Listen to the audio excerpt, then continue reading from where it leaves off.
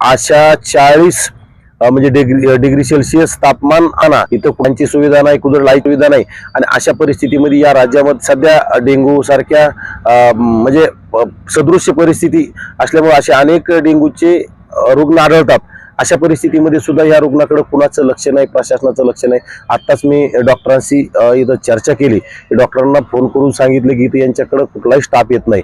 एखादा नौटंकी करणारा आंदोलक, एखादा नौटंकी करणारा उपोषण करता कुठं जर नुसतं उपोषणाला बसला की तिथं 25-25 डॉक्टरांचा स्टाफ राहतो. आणि जो शेतकऱ्यांसाठी म्हणून गेल्या अनेक वर्षापासून हा गजानन उगले लढतोय.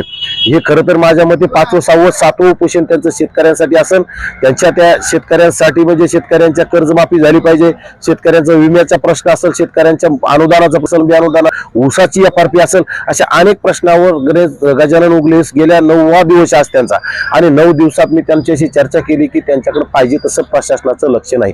परंतु अशा तरुण कार्यकर्त्याला जो शेतकऱ्यांसाठी न्याय देण्यासाठी जर लढत आहे, अशा शेतकऱ्यांच्या कार्यकर्त्याला, शेतकऱ्यांच्या नेत्याच्या कोणीतरी पाठीशी उभा राहिलं पाहिजे.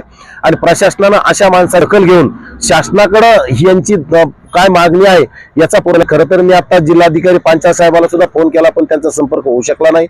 CS यांना बोललोय, परंतु पंचायत साहेबांशी माझं आज संध्याकाळपर्यंत बोलणं होईल, त्यावेळेस मी सुद्धा त्यांना सांगणार आहे. परंतु या राज्य सरकारनं कुठंतरी शेतकऱ्यांच्या तोंडाला पानं पुसण्याचं काम सुरू केलंय. कुठंतरी जाहीरनाम्यामध्ये शेतकऱ्यांच्या कर्जमाफीचा विषय आम्ही सरकार आलं की कर्जमाफी देऊ, आणि कुठंतरी निव्वळ मूर्ख असणारा कृषी मंत्री शेतकऱ्याविषयी जर चुकीची भाषा बोलत असेल, शेतकऱ्याला जर कर्जमाफी दिली तर शेतकरी कुठे उधळपट्टी करतील, जर अशा भाषा करत असेल तर या राज्य सरकारनं या मूर्ख अशा असणाऱ्या कृषी मंत्र्याला या मंत्रिमंडळाच्या बाहेर कमरेत लाप घालून काढलं पाहिजे. आणि एक चांगला शेतकऱ्याविषयी संवेदना असणारा मंत्री तिथं कृषी मंत्री म्हणून तिथं घेतला पाहिजे, आणि शेतकऱ्याचे प्रश्न त्यांनी सभागृहात मांडले पाहिजे. माजी मुख्यमंत्री देवेंद्र फडणवीस असतील, अर्थमंत्री अजित पवार असतील, आणि उपमुख्यमंत्री एकनाथ शिंदे असतील, यांना विनंती की तुम्ही शेतकऱ्यांच्या प्रश्नावर लक्ष दिलं पाहिजे. शेतकऱ्यांना बगल देऊन तुम्हाला चालणार नाही. आज कुठेतरी मी लाडक्या बहिणी असतील, पुढच्या काळात हे सब सरकार